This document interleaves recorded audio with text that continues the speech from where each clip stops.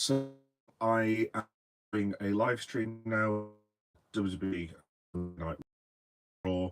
Apologies, it was on last night. Basically, I was covering the excuse me, the transfer window.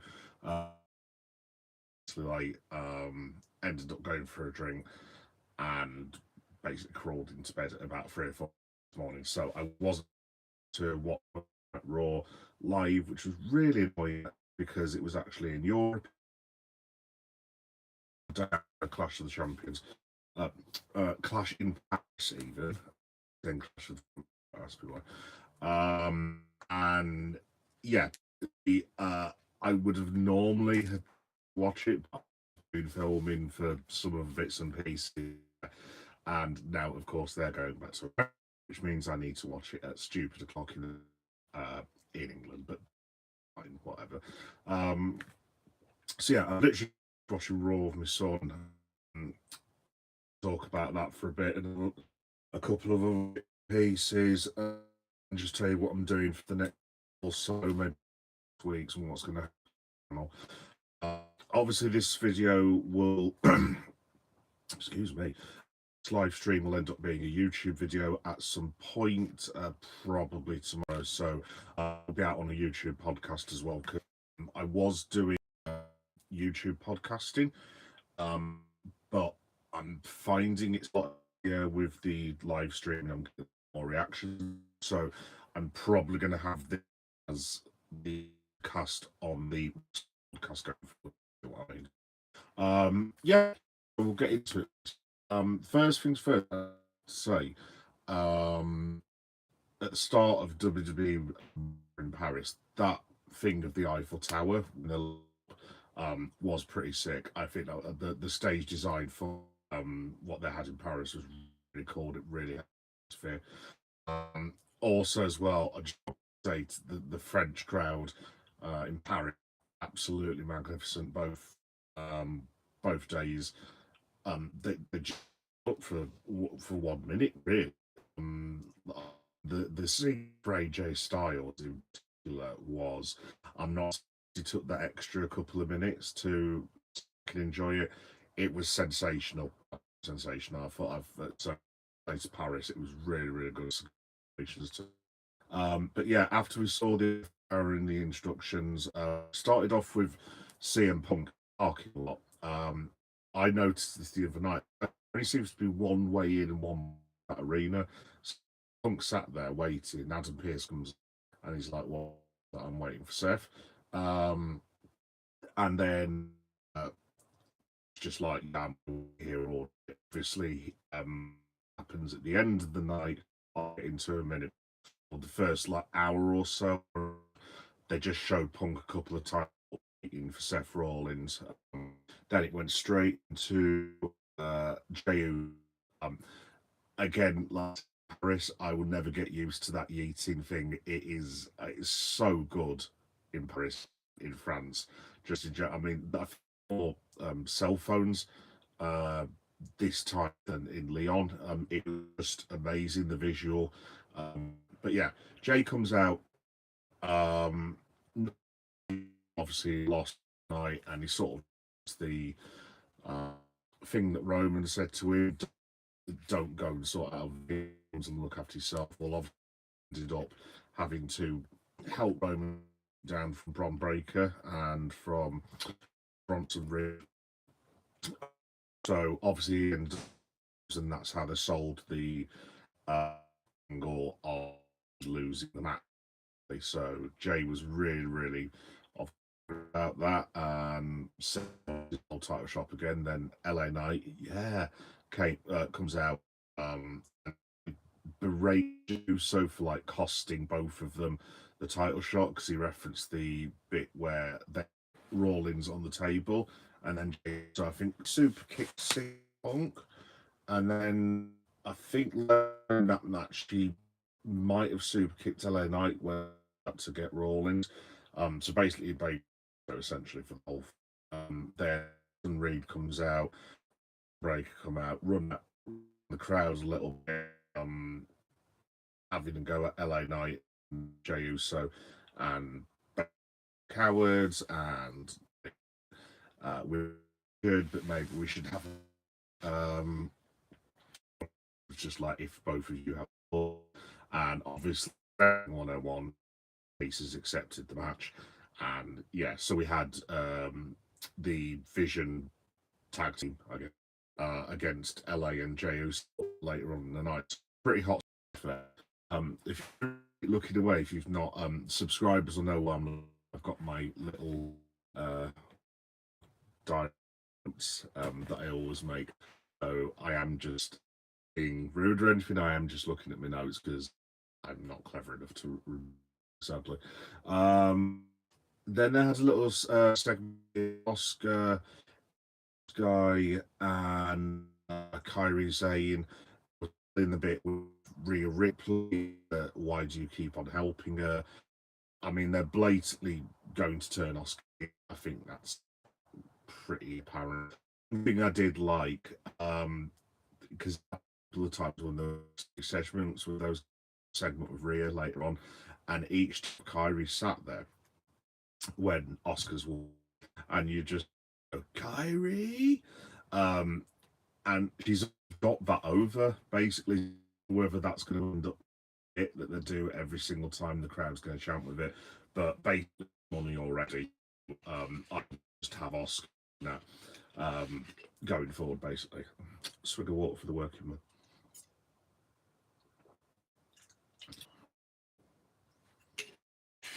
Yes, I will. So you had the against the Kabuki. I was going to say about that was Roxanne. What a wrestler! She is absolutely brilliant. Just not just in terms of personality and stuff, but she's the best technical wrestler. One of the best wrestlers they've got at the minute. Honestly, in this match, she was absolutely superb. I mean, I love the opening exchanges between Oscar and Roxanne Perez. Like from a technical standpoint, they were so good. It was really entertaining. Raquel Rodriguez has gone leaps and bounds. The crowd got really into Kairi Sane as well. They even did a chant for her. No, it was. I think, to be honest, that was probably personally for me. That was my match of the night. I really enjoyed it. I thought it was thoroughly entertaining. And basically, it was Oscar who got. Who did Oscar get? It was Oscar to get, who got Roxanne Perez to tap out, basically. But yeah, that was a fantastic match. Very much enjoyed it. After that, there was an announcement about this Wrestle nonsense on ESPN. Just to clarify that if this is not on Netflix, folks, I will not be paying to watch extra WWE content. I pay my subscription for it, Netflix, and if there's anything else that you have to pay for, then I will not be paying for it. Simple as that. But yeah, the WrestlePalooza thing is on the 20th, but it did say if you're in Europe, England, obviously I'm in England at the minute, it did say internationally streaming on Netflix. Now, presumably you don't have to pay for it if it's being covered by ESPN. I've got absolutely no idea, but I'm going to try and do a bit of research after I've done this. I'm assuming it means us in the UK get it for free. I got absolutely no idea. But yeah, we'll have to wait. So the other thing I was going to say, fair play to Kairi Sane. If you've not seen it yet, go and watch the match. But the insane elbow that she usually does as one of her moves, she actually got on top of the ring post, and she leaps up in the end, does this insane elbow on Raquel Rodriguez, and the height that she got and the impact she had on Raquel, honestly, was absolutely brilliant. Yeah, like I said, I can't speak highly enough of the match. I thought it was really good. Let's have a look. Oh, hello, Gaming Good. Hi, you all right? And hello, Misha. Hi, how you doing? Welcome. What happened next? Oh, Adam Pearce. Then they did it was like a vignette that they'd shot, and basically he was like addressing what's going to happen with the women's title. Obviously, Naomi's had to have a baby, and the title's basically been held up. So not sure what they were going to do with it, but he's just made an announcement that it's going to be Stephanie Vaquia versus Io Sky now. it's for. I feel Stephanie Vakia, because they keep teasing this split with Oscar and Kairi Sane. I think both of them turn heel on Io Sky and basically cause Stephanie Vakia to win. I could be completely wrong. Maybe it'll go back to Io, but because I wouldn't mind if they put the belt on Steph, but I don't know if she's been. I mean, obviously she's been there since the Rumble, but she was kind of between NXT and Raw a little bit, so she's only been on Raw full time for what, 4 or 5 months. I don't know if necessarily she's got the momentum to be a champion, but I suppose I'd probably give it to Io, and then I don't know, maybe turn Steph heel. I don't know, but yeah. Obviously they've had to do something with the belt, so fair play. I'm a bit surprised that they haven't put Rhea in the match as well. Maybe she'll be involved, but we'll have to wait and see. Next we had Finn Balor versus Dragon Lee. Now, I'll be completely honest, I saw about 20 seconds of this match. The reading is that I have a lovely child downstairs who requires feeding, and I was busy doing his dinner, and unfortunately, any parents watching these feeds, as you know, you've got to take care of your kids first, and basically, long story short, I missed most of the match, so I can't really comment on it, but I think Balor went over as far as I'm aware. I'd like to see Finn at some point break away from the Judgment Day, maybe go more Prince Devitt like he did back in the day, maybe bring back the Demon. I mind the like Finn Balor is late 30s, early 40s. I mean, he could go for another 15, 16 years. I would like to see him get back to sort of the, maybe not the Punk level, but, you know, challenge people on a regular basis, because I just think he's too good to waste in a group. But I mean, I suppose you could say the same thing with JD. JD is really good, and you potentially have him being an Intercontinental Champion, but I think the Judgment Day will split at one point, or maybe they'll have a new group of the Judgment Day. But yeah, I'd like to see Finn give it another go at sort of top level. After that, again, it was Penta Raiders versus Day and Grayson Waller. Yeah, it was okay. I've got to be honest, other than Penta, I'm not really a fan of anyone else that was in that. I'd like to see them turn. I'd just like them to be a pair of like nasty Hell's Angel people like you used to have with DOA back in the day, and just go in and just absolutely mortal people. I just don't buy them as faces at all, to be honest, and they just don't get any crowd reactions recently. Personally, for me, I would put the War Raiders in a group like the Judgment, not the Judgment Day, but like a group like that, and just have them be the muscle for, I don't know, like a heel champion, not Rawlins, something along those lines, basically. Like new. I mean, I actually saw New Day in Leeds the other day. Cheap plug, I've just been to Leeds, WWE, and there's loads of content on the channel. Geekboy7381 is my handle, I believe. So if you want that, you can do. And I've just been All In as well, so there's all that footage on the channel, and it's under Geek Boy Does Wrestling, because I've got loads of different playlists for the stuff I do. So if you want to check that out, please, you're welcome to do so. But yeah, I mean, even when it was in Leeds, they kind of got booed a little bit, but there was more people cheering. New Day, we literally had this one bloke next to us shouting New Day, which was getting rather annoying after the 15th time we'd done it. But yeah, I think they should just turn the New Day back to face, and I just don't think that his work. I just don't think it's remotely entertaining. Xavier Woods just comes across more of a pillock more than anything, to be honest. So yeah, it's just not for me, basically. So, but Penta got the 1, 2, 3, and they won the match, basically. But there's not a great deal more I can tell you. Probably shout for match of the night. Like I said, I preferred the Judgment Day versus Oscar and Kairi personally, but I have to say that Dom Mysterio versus AJ Styles was very, very good, and I cannot believe I'm saying this. but fair play to Dom Mysterio. Like wrestling wise, that was excellent what he did last night. I thought it was a superb match. He's really come on leaps and bounds. I mean, personally for me, I still don't get the edgy baby face thing. Like, and people cheering. Look, you can cheer whoever you want to. That's fine. I mean, I cheer Kevin Owens, and he's a heel half the time, so it's fair enough. But I just don't get it with Dom. Like, there's literally no redeeming qualities about him. I guess they're trying to do an Eddie Guerrero with lying, cheating, and stealing. But the thing is with Eddie, and no disrespect to Dom in any whatsoever, that's one of those people that was really likable. Even if he was being an arse, he was just a really likable, sound bloke.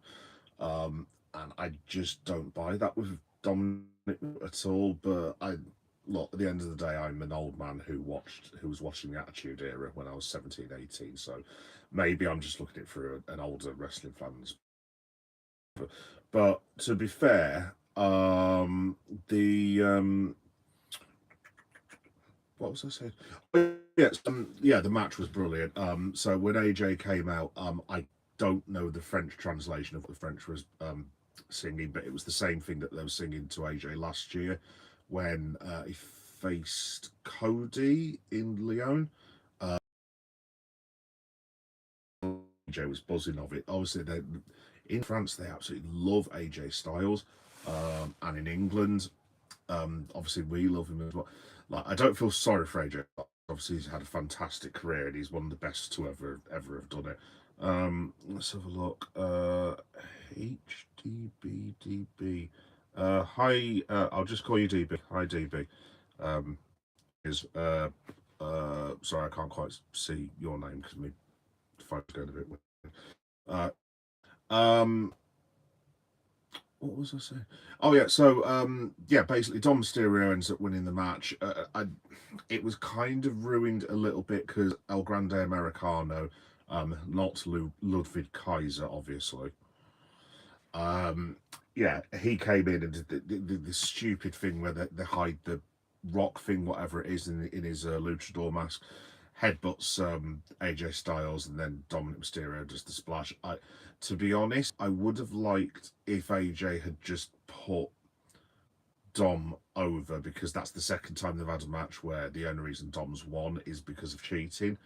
And obviously, again, that's his heel character, and that's fine. But at some point, if they're going to do something with, I think the plan with Dominic Mysterio is to make him into a believable bad guy, but one who is like violent as well, like an Edge or an Orton were back in the day.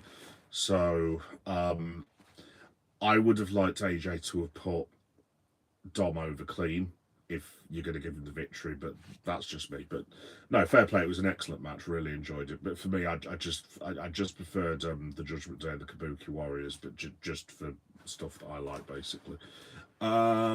What else? Oh, obviously WWE are going touring again in Europe, and they've had this really intelligent idea of doing it at the start of January, 2 weeks after Christmas. And I said this on the feed the other day. I mean, like, what are we doing? Do rich Americans have any idea of what the post-Christmas period is like for us mere mortals? Like, I mean, England-wise, it's going to be in Newcastle, Nottingham, Cardiff, and London, I believe. So, I mean, I haven't even got one that's really near to me. I mean, I live in Leeds, so I suppose I could just about go to the Newcastle one, but I mean, I think the Newcastle one's like January the 18th, and a lot of us in this country won't even get paid till, like, I don't know, the the back end of January. So how they're expecting people to afford that, I really don't know. I get they want to tie it into the Rumble, and that's fine. And I get AEW as well, that they want to try and take advantage just before Christmas, but like I don't get, like, I think AEW and basically WWE are going to be coming over to England and Europe a lot more now. I wouldn't be surprised if AEW starts regularly touring not just England, but Europe as well. But March, April, you could understand the lead into WrestleMania, or I don't know, for in AEW's case, the lead into Revolution or Dynasty or whatever, and then you get to mid March and people have basically got money again, and well, mostly. Sorry, I'm going on a bit of a random tangent here, but I mean to have it a week, 2 weeks after Christmas, get people, sometimes parents and this, that, and whatever it is. I don't know, but for the rest of us, in saying that, people who follow me on, I am going to see if I can get tickets for one. There might be an opportunity for me to maybe do the Nottingham one. Absolute, but it's going to be very, very tight. So just bear with me. Isaac versus Seth Rollins for the League Championship. Yes, Johnny. Isaac versus Seth Rollins for the League Championship. Great, man. Yeah. Okay, we could do that. We'll have to. Well, apparently Lynch, seeing she's holding Seth Rollins' unmentionables in her purse, but still, anyway. Sorry, I am very bitter. I'm a CM Punk fan, so I'm going to get onto this now. What else happened as well? Oh, yes, they announced the European tour. They had a backstage with Roxanne Perez, Raquel Rodriguez asking for a title match because they should be facing Stephanie Vaquia, apparently. But then they brought Lyra Valkyria out, and she was interacting with the Judgment Day, and they were telling each other off, and there's going to be a match with them next week, apparently. But like, they're now teasing that Lyra is really sorry with what she's done to Bayley. Obviously, Bayley's had those weird, I don't even know what you'd call them, like vignettes where she's becoming like a split personality. So basically, she's like this generation's Mick Foley, I guess, is what they're gonna go with. I'm assuming, which is a bit weird, but I actually, by the way, I really like the Bayley promos. I know there's a lot of people giving a stick over it. I don't know if it's just me, but I think they're really good. I think they're really, really good. I've thoroughly enjoyed them. I am intrigued because Bayley's needed something for a long, long time, and look, it's a similar thing with a lot of other wrestlers, but I would just say don't waste Bayley. Honestly, she's so talented. She's so entertaining. She's got a great promo if you let her talk properly and give her a bit of a personality. I'm excited to see where it goes. But yeah, apparently all that's next week. Then after that, so this is the big thing. So CM Punk eventually loses his patience, comes out to ringside, and he's like, right, I want Seth Rollins. Seth's music's hit. Obviously, most of you would have seen this by now. Seth's music's hit, but instead of Seth Rollins, out comes his wife. Now, obviously, again, most of you will know Becky Lynch basically punched CM Punk again in the Unmentionables and basically cost him the title against her husband, Seth Rollins, and now Becky Lynch is part of the Vision. Side quest note, by the way, I don't know if they're going to do this on Raw next week, but I would really, to make the Vision look good, because I am getting a bit more hyped about them now, because I'm really enjoying Bronson Reed and Bron Breakker together. I think they've meshed brilliantly. I would like to see a visual of Bronson, Heyman, Rollins, and Becky Lynch all together. Also, as well, further side quest note, I don't know what anyone else thinks. I just like one more member of the group, because obviously Heyman is a manager, and then that leaves your 4 wrestlers basically. 5's always a really good number with a spokesperson traditionally in wrestling. So just for me, I would like to see another member, ideally. I can't really think of what I mean. Damian Priest, for example. I don't even know if that would be a fit. I've got absolutely no idea, but I'd just like them to have someone who's maybe not doing something join the group. I mean, if Balor wasn't in the Judgment, I said immediately Finn Balor, But obviously you can't have him going from that to that because it's just not going to make any sense at the end of the day. I think they'll end up expanding the vision personally because that's going to be your next big stable now. But yeah, so there we go. Did you see Man City signed Donnarumma? He's a great keeper, but I don't think he helps them that much. He's nothing consistent with his feet, in my opinion. Yeah, well, sidetrack from wrestling, but yeah, Johnny. To be honest, mate, I think it's a good signing in the. I mean, what did they pay for Donnarumma? Was it about it was about 23 or 4 million quid, wasn't it? Goalkeeper of that standard, that is, to be fair to Steve, which I don't want to be. That's a good piece of business. The feet thing, I think I would actually go as far as to say I think hopeless, quite honestly. The one thing that Donnarumma has got is a big bloke, and basically, if you're going to try and head the ball against him or jump up against him, good luck to you. If you're going to try and score a penalty, more importantly, good luck to you because you ain't going to score. Obviously, with what happened with us last season. And he's an excellent shot stopper. The one thing I'd say about Donnarumma I've noticed is very small criticism. His, I'd say, concentration at times, because I think he's that good that basically he just gets bored. I don't know if it's just me who thinks that. I don't know, but that he always just seems to lose concentration a little bit for me. But I think it's a good signing for City. But the trouble is for City, and it's a good trouble for us. Yeah, you've got a great goalkeeper. You've got good attackers, and you've got excellent midfielders. Where's your defence? I mean, I'm sorry, I would actually go as far as I think Manchester City's defence is appalling. To be honest, obviously look, Ruben Diaz is obviously a very good football player, and I think if you had Diaz and, for argument's sake, in a random in a random universe, let's say it was Ruben Diaz and Ibu Konate, who was always fit, just for example, I think he'd be that you would not even get anywhere near that defence. I just don't think he's got very good partners. I think John Stones is an excellent footballer, but like you can get at him at the end of the day. Yeah,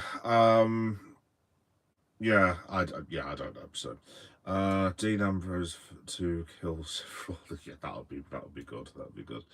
Ryan Cherokee, that kid just got injured for. Oh, I didn't know he got injured. Yeah. Well, poor old Man City. Yeah, I don't really care if Man City have injuries, quite frankly. That's a horrible thing to say, but yeah, I mean, you're owned by a nation state and you have millions of pounds in the bank. I literally do not have any sympathy whatsoever. Anyway, just back on the wrestling quickly because I'm nearly ready to wrap up. So Punk comes out, Bex comes out instead of Rawlins. I thought the promo battle between both of them was really good. I did like the way that Bex referenced that, because I remember this back in the day, that when she was having matches, she got a load of CM Punk chants, and there were a load of people last night going, what the hell is she on about? But I do actually remember back in the day, at least watching Becky Lynch's matches at least 3 times where there were random Punk chants. Now look, people back in the day 10 years ago were getting Punk chants in their matches, and I'm sure it was really annoying, but Becky Lynch did seem to get a hell of a lot of them, so I did like the way that they tied it all back up. That was really cool. Yeah, and it was just a really good the bit where Rawlins came out and then basically had his wife get in Punk's way. Like, I know I shouldn't still fall for this at my age, but I was just like, you little word that I will not say on a YouTube stream. I was borderline incensed when I saw that, and then I thought, oh, they've got me again, haven't they? Fair play. It was actually very well done from a heel perspective. The Becky Lynch slapping Punk thing was one of the... It was really dramatic, but I love the way... I don't know if anyone else saw this, but I'm not going to demonstrate it because I'll look like an idiot. But there was a bit where Becky Lynch is slapping Punk over and over again, and then for some inexplicable reason, honestly, I was in hysterics. She just started like she put her head into his chest and started doing this, like literally for about 2 or 3 seconds. And I'm like, what the hell is she doing? And then I just burst into laugh. So I thought it was only a random thing, but I just thought it was one of the funniest things I've ever seen in my entire life. I was like, what on earth is the woman doing? Do you know what? Randomly, it's got nothing to do with WWE, this, but let's have a look. Hi, Clips, how you doing? It One of the things that it reminded me of, and I know this is totally random, but the Liverpool match against Arsenal this weekend, there was a bit in the don't swear, don't vap, keep going, 100%. Cool, nice one. There was a bit towards the end of the Arsenal Liverpool match where I don't know what his name is. Is it Julian Timber? There is a point to this.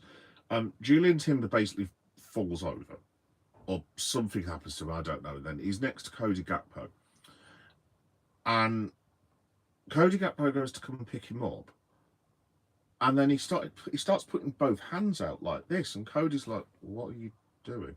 So he tries to pull him up again, and then the only way I can describe it is Timber literally. It was like how my son was when he was a baby, like saying, pick me up," like this, and he kept. I honest to God, I don't know what he thought he was doing, but he kept basically saying, "You're not doing it right." And eventually, Gakpo just goes, and he may have uttered a swear word or two, but the only reason I'm talking about that is it's just like, you do realise people are watching this, yes? People are actually watching this live and can see you doing this. Like, what are you doing? It was the same sort of thing with Becky Lynch. I know it's a really weird, like, comparison, but it was just so weird. I mean, it did take me out of the moment a little bit, but it was also quite funny. To be fair, I do find Becky Lynch to be a very, very funny human being, but it was kind of like, why are you nuzzling into CM Punk's bosoms? I don't really understand that, but no, it was a good segment. But actually, this goes back to my original title for the live stream about AJ Lee. So, I mean, teasing it, they might as well have just written AJ Lee as coming back, to be completely honest. So on the Saturday, Punk was sort of looking wistfully at this sign saying, whatever it was, AJ Lee, I love your wife, or whatever it is, and Punk sort of sat there looking wistfully at it. The crowd kept chanting for AJ Lee, and Bex was desperately trying to cut them off, saying she doesn't work here anymore, and Punk was no-selling it. But at the end, he sort of says to Bex, you're going to regret ever getting involved with me. And they kept bringing up my family and this, that, and the other. Obviously, Becky's daughter, Seth's daughter. Yeah, I'd be very surprised if we're not going to get AJ Lee and CM Punk versus Becky Lynch and Seth Rollins, and I hope they do that. I hope they do it as a tag match. I wouldn't like to see the two women are in their men's corner. It's just like, no, I don't want to see that. I want to see the wrestlers be outside looking like a 1980s sideshow. I want to see them actually wrestle, unless of course the other idea is you invert that and you have Becky Lynch versus AJ Lee with both of their husbands in their corner. I don't know, or but I mean, you could possibly have the tag team match. Then you could have a feud between AJ Lee and Becky Lynch. I don't know, but there's loads of ways you could do it. But yes, obviously we've not heard anything, but I have to be honest, I would be astonished if AJ Lee is not in WWE within the next month. I wouldn't be surprised if it's that WrestlePalooza, because they're really hyping that up now with the package that they've got with ESPN. I mean, they actually as well have booked. They booked someone else in that, I think it was.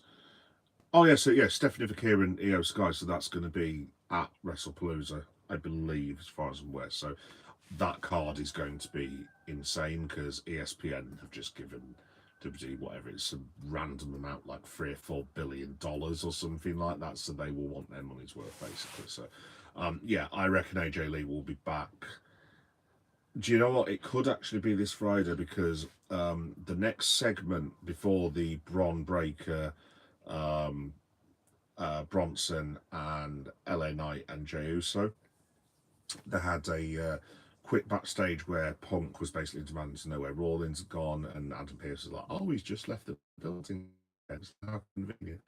But then Punk said, excuse me, he said, "Where is SmackDown going to be held?" And Pearce said, "It's in Chicago." Why? And just said excellent or something like that and walked off with a smile on his face. Now, obviously, Punk famously is a Chicago native and still lives in the area, as far as I'm aware, with his wife. Maybe AJ Lee comes on SmackDown. I don't know. I've got no idea, but I would be very surprised if AJ Lee is not there either on SmackDown or Raw. SmackDown because dude wants to. So yeah, I would imagine she'll, unless of course it's all a ruse and there is another female wrestler that none of us have thought of who will tag with CM. If you can't get Lee, I would. I mean, I'd love to see Rhea Ripley there, but obviously it doesn't work storyline wise. But obviously a lot of the other ladies have got feuds and storylines. I mean, if it's not AJ Lee, I suppose Bailey in there, but I mean, again, I'm guessing she's going to be. So I don't know.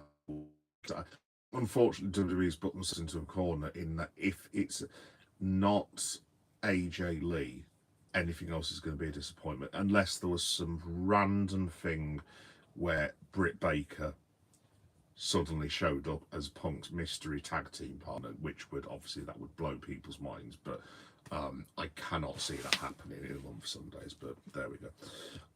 Let me have a look. Billy Boy, hi Billy Boy. What do I think about Isaac? I was pretty pleased, I have to say. Yeah, no, I'm delighted, mate. Absolutely delighted.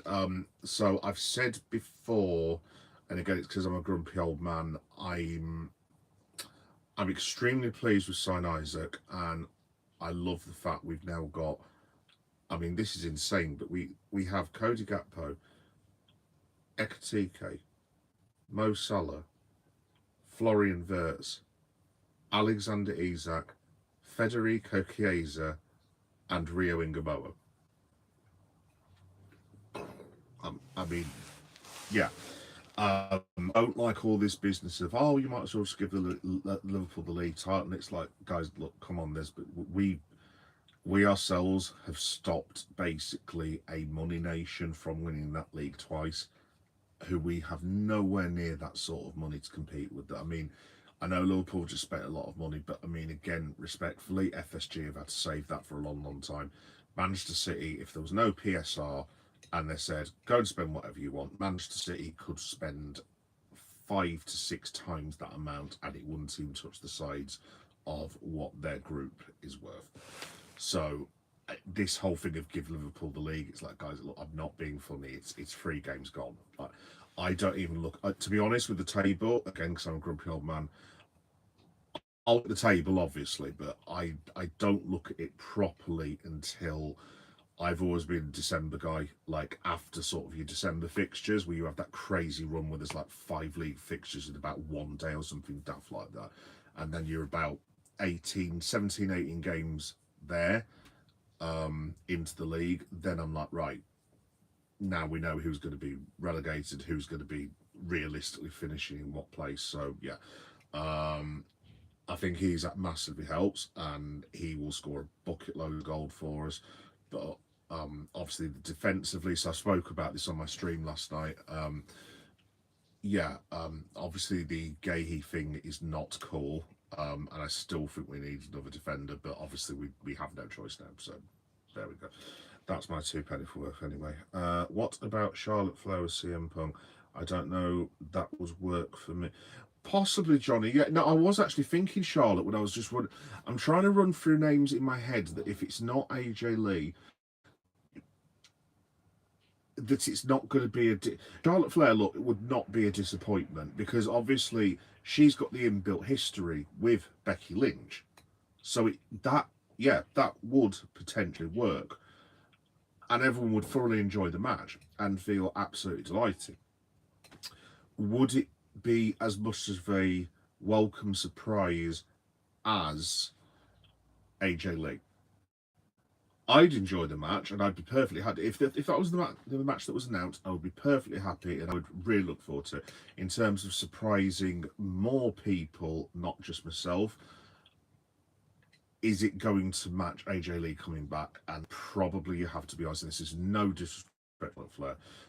It probably wouldn't, unfortunately. I mean, like I said, the only other thing I could possibly think of is if there is a women's wrestler who is not contracted to WWE at the minute, who is either going to come from New Japan or AEW or possibly TNA. And like I said, if you look through both rosters, if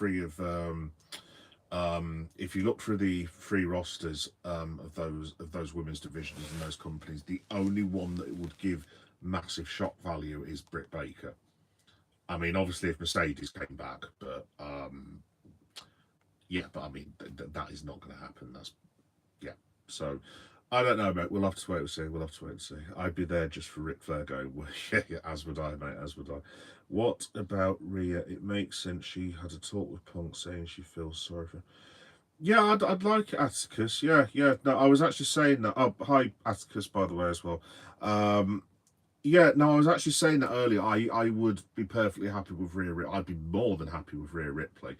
I'm just hoping my wife is not listening to this at the moment, but yes. Yeah, no, Rhea Ripley and CM Punk would be a hell of a cool combination. That would be really, really good. But yeah, yeah. So look, can we get the Beast incarnate back? I'm sick of this hillbilly Lesnar ruining my childhood. Luna Snow. I have heard of her, Johnny. I'm not familiar with work with her, but I have read pieces about her, but I don't know much about her. I did like that the lady from Stardom who I saw at AEW All In. But obviously you can't have her, but I think is it Bozilla? She was like, I don't mean this rudely, obviously, as in like fat, but far from it. But she was a very, very big woman, absolutely jacked. She was probably about 6'1", 6'2", like giant muscles. She was really good as well. But yeah, like I said, the only one for me that would make sense in terms of a surprise from another company is probably Britt Baker, but whether she's even contracted to AEW anymore. I mean, I think Britt does know CM Punk, actually. She has mentioned that before. So maybe, but it will be AJ Lee. I'm absolutely certain of it.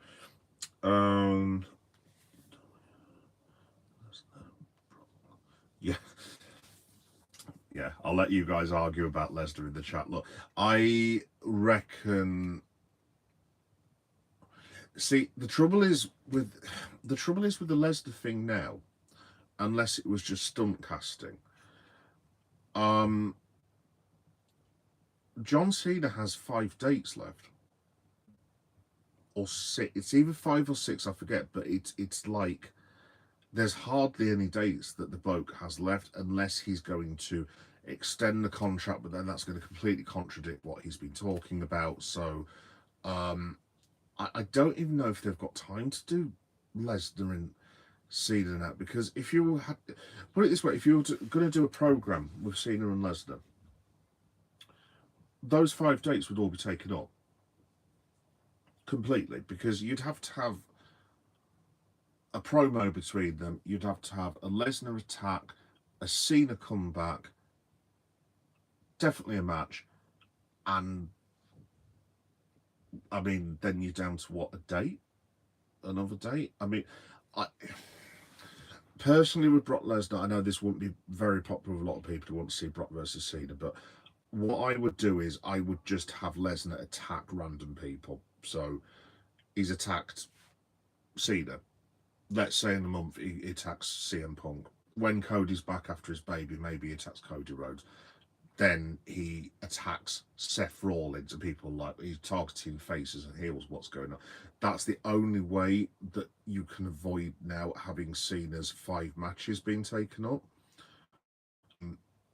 Unless that is the plan. Maybe Brock Lesnar is going to be the final match of John Cena's career. Now, would everyone be happy with that? I'm not necessarily sure I would be comfortable with that being the last match personally. I really want Joe Hendry to be John Cena's last match. And yes, I know I'm going to get assaulted in the comments for that. And yes, I know it doesn't make any sense at all, but they did do the Hendry where basically he spoke to John Cena and he was like, if you can do what you can for it, we will make this match. Would it make sense for Joe Hendry to be Cena's last ever opponent? Probably not, if I'm being completely honest. But then again, if it's not Brock Lesnar and it's not Joe Hendry, who is John Cena? Randy Orton is done. Can't do that. Can him and Roman Reigns get their dates aligned? Maybe, but Roman will now be filming Street Fighter for the next 3 months, I think it is. So I don't think he's even back till, from what I've read at least, I think he's basically out till Survivor Series.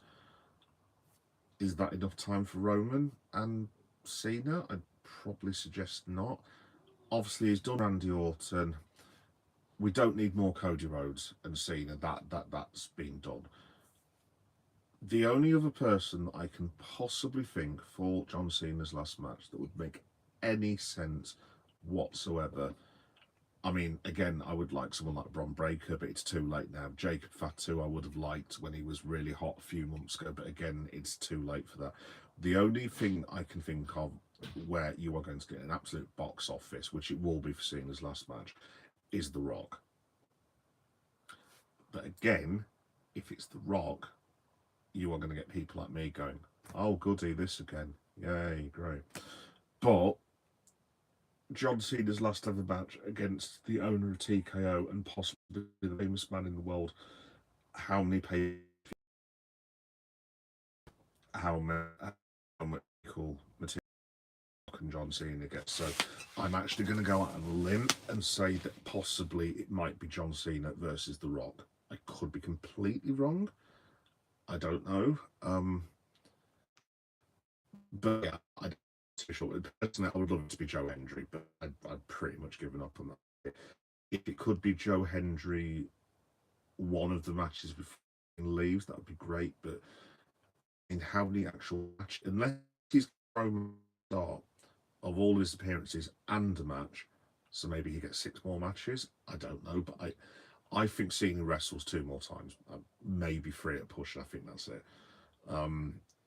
AJ Styles would have been great as a callback, but again, I would really enjoy AJ Styles, but would that command the audience attention as much as The Rock? Obviously it wouldn't, so yeah, who knows?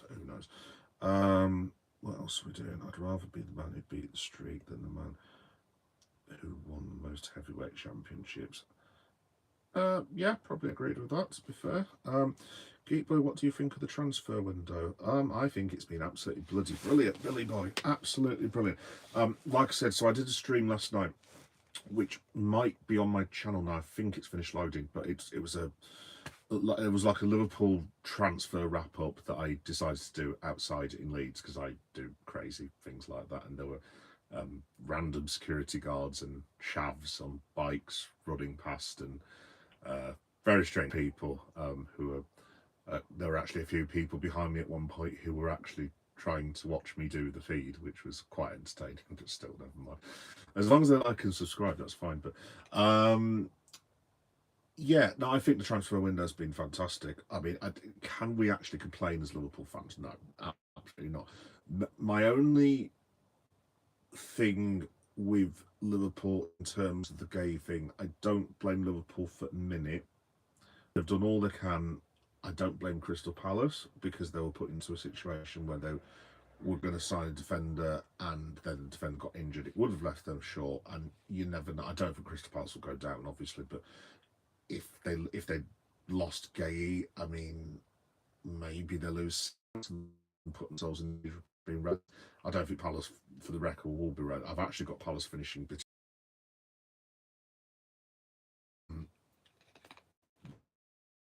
demand Mark Gay from them. Feel incredibly sorry for Mark Gay. It'll be super difficult for him. Look, I mean, obviously he will be a Liverpool player. I mean, personally for me, what I is I rock up to a park, literally with a truck full of money, and say, look, there's 15 million quid. Do you want money for Mark Gay or not? As one point, Palace might already be safe. I mean, you'd have to imagine at that point they'd have to be 30 points. 30. But obviously they've got their young playing as well. And look, I mean, Crystal Palace really with the team they've got.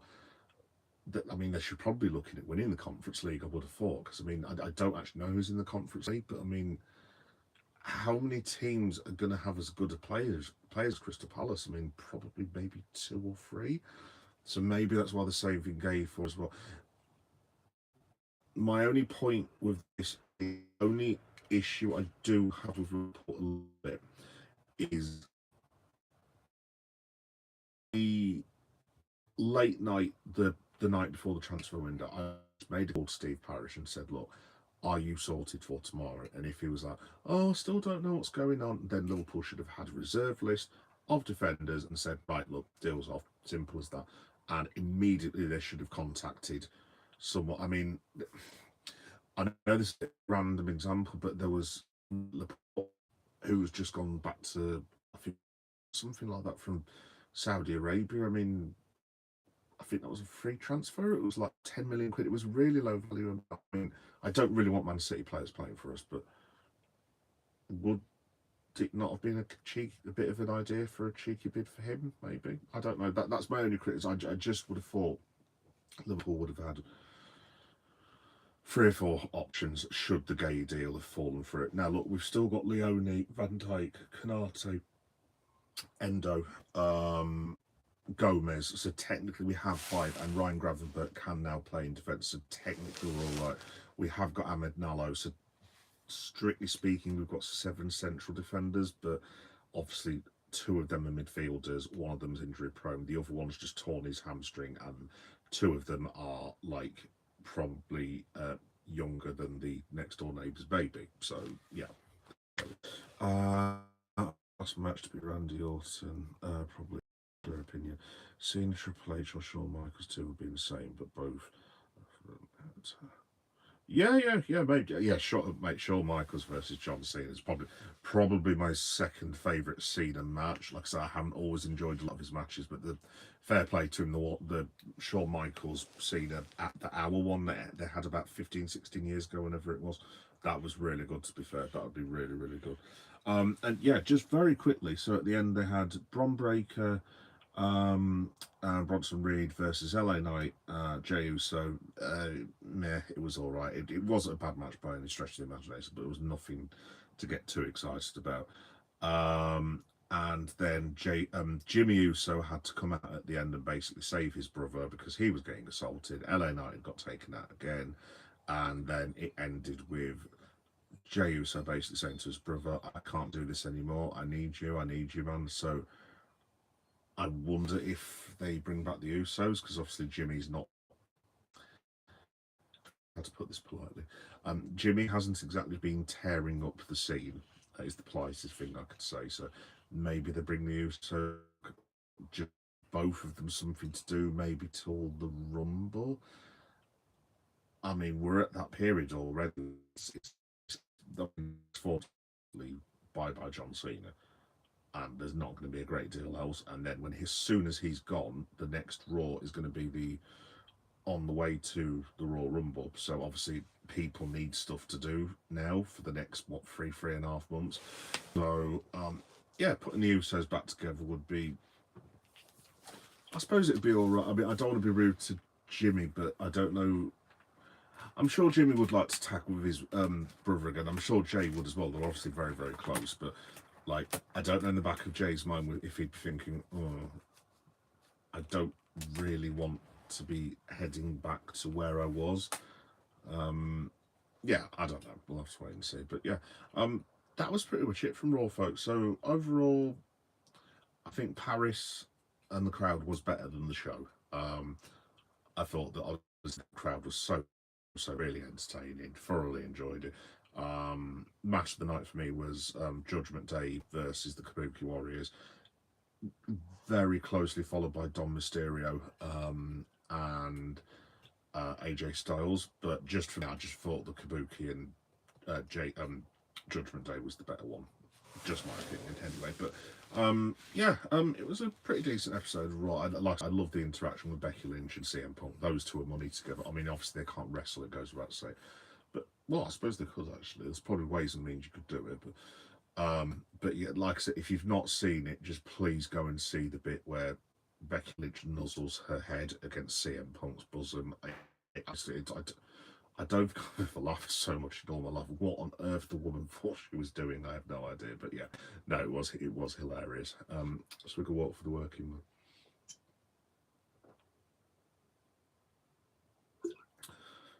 Talking for an hour, guys. I need some water. So yeah, folks, that's basically it for me. Right, I just want to say a couple of things before I go. Right, so obviously you guys know, who are subscribers, know that I've been gallivanting all over the country for the last basically 2 weeks, and I've hardly even been in my own house. So we're going to be going back to normal-ish for probably a couple of weeks, probably 3 weeks. So what I usually do, Monday Night Raw, I usually do reviews on the early hours of Tuesday morning. Reason I'm doing this now is I didn't get a chance to do it yesterday. I'm going to be doing that permanently for the minute, he says, around 9 o'clock.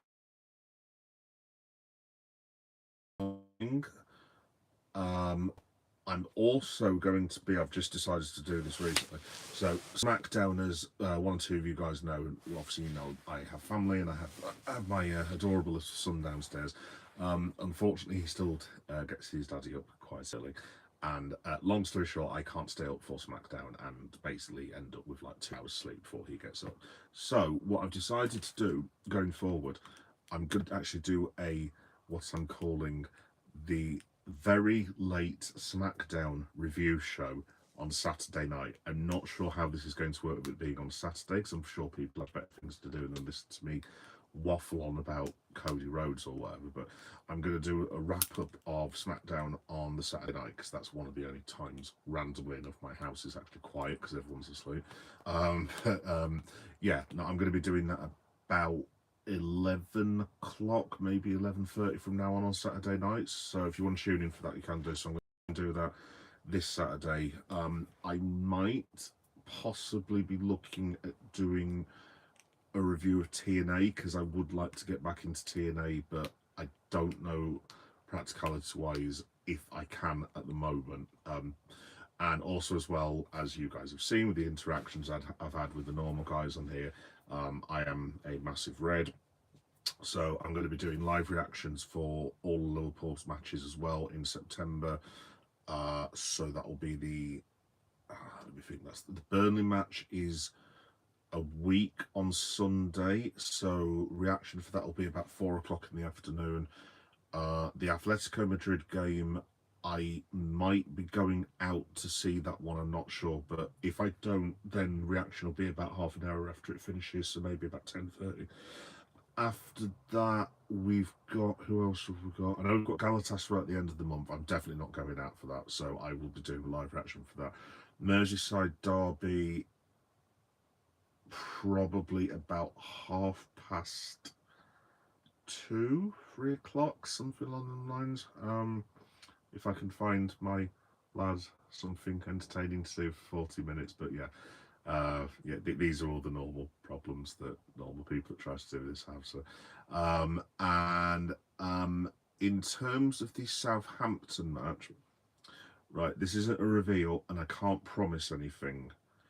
But there may be a chance that the Southampton League Cup match, I might not just be reviewing it, I might actually be going to see it. But I need to have a word with a family member who may or may not be watching this right now. And dude, you know who you are. We need to get this sorted as soon as we can do, and I'll see you on Thursday. So yeah, I can't guarantee, but there might be a chance that I might be going to see Liverpool versus Southampton. There's probably a very good chance I will at least be going to see the Karabag match. Um, because there's this company. This isn't a paid promotion or anything, by the way. I'm just letting you guys know. There's a company. I don't know if anyone like the resales. I think the Karabag match is about 150 quid now. Look, obviously that's still a boatload of money, and that is absolutely outrageous. But yeah, there's a chance I could be seeing the Reds in January, but I will let you guys know as soon as I know what's happening with that. And then in terms of stuff coming up, in terms of live stuff, um, I've got something which my son has told me yet again not to say tonight, but I'm going to say anyway, called Geekoween instead of Halloween. Say Geek add Halloween. Yeah, no, okay, fine. So yeah, basically I'm going to be doing a boatload of stuff in October. So I've got Leeds Comic Con, Leeds Alternative Market, Gothica, which is all like gothy horror stuff. I'm going to Hull Horror Con at the back end of October. There's Leeds Light Night, if I can even say the word, which is where we get all these weird light things and shows. So I'm going to try and live stream a bit of that if I can do. There's something else that I'm doing. Oh, I'm going to Barnsley Comic Con as well, if you want to check that out. So I'm going to try and do a live feed of it, but my live feed of York Comic Con was not particularly successful, to say the least, so it might just be a vlog. What I am going to do when I'm in Barnsley, however, for the football fans amongst you, is basically where the Barnsley Metrodome is. It's literally across the road from Barnsley Stadium, so I'm going to do a walk round there as well. So like I did for Tottenham, West Ham and Arsenal recently. So yeah, there's a boatload of stuff that is coming up in October. So October, like start of November, is going to be very, very busy. Lots of cool stuff coming up. But yeah, the next month will be fun as well, but it's going to be more grounded with me, basically. Thank God, actually sitting in my house doing this, because I have loved going to all the wrestling shows. I went to a British wrestling show called Rev Pro as well.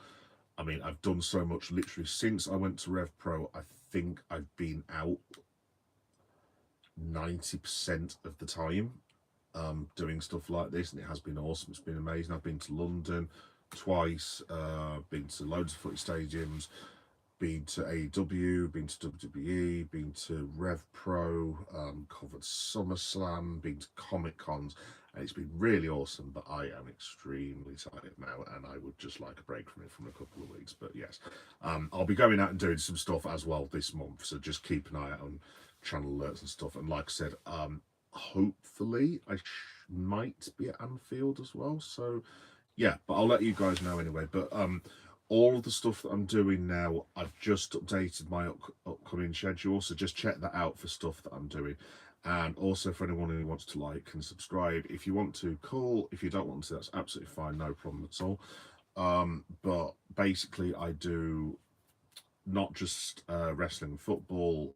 My channel's divided into loads of different sections. So there's Geek Boy does wrestling, Geek Boy does football, Geek Boy does Liverpool FC, Geek Boy does horror, Geek Boy does Pride, Geek Boy does Comic Cons, Geek Boy does Toy Hunts. That's the one. And like I said, I usually do podcasts as well, but I'm starting to combine that with the live. So this video will end up in something called Geek Boy, a Liverpool story. Occasionally I've got a podcast for new movies that I go to watch as well that come out. So my next one for that will probably be Predator. I might also, if anyone before I go has seen Weapons, just give us a shout and let us know if it's cool, because me and my beloved are possibly seeing that this weekend or the weekend after, I forget which. Is there anything else? Oh yes, before I go, I don't know if anyone is a fan of live music. I might be doing something a bit slightly off Broadway with channel in a week or so's time. So I might actually be, hopefully, with one of my friends, covering a not a concert but like a local gig in Leeds.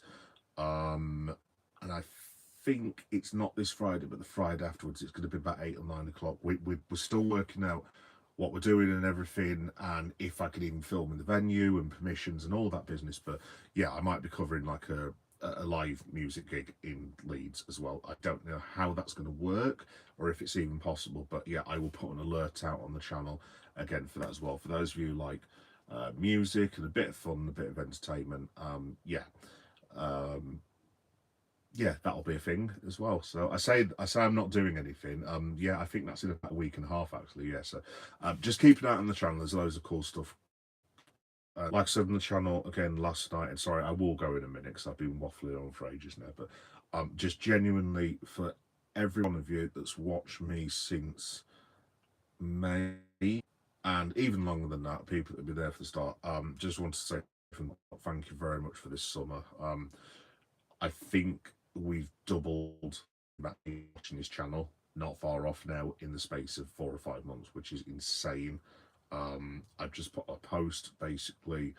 I had, I think it was 16,500 views last week alone, which was fantastic. And I want to say maybe 40 subscriptions in the space of 2 weeks, 3 weeks. So yeah, people seem to like this sort of stuff, which I never would have thought of before, but I don't know. But yeah, just in general, just because it's not been the best year of my entire life, to be completely honest. But just genuinely from the bottom of my heart, thank you to everyone that supported me this, especially over the summer. And yeah, thanks for sticking with me, and I will try and make this channel better. Hopefully there will be some new equipment arriving soon, and I can do this a bit more professionally. And yeah, let's just try and get to 2,000 as quickly as we can do, and then go from there. But yeah, thank you everyone for watching. It's been a pleasure as always. Thanks for interacting with me. Thanks to the man Johnny.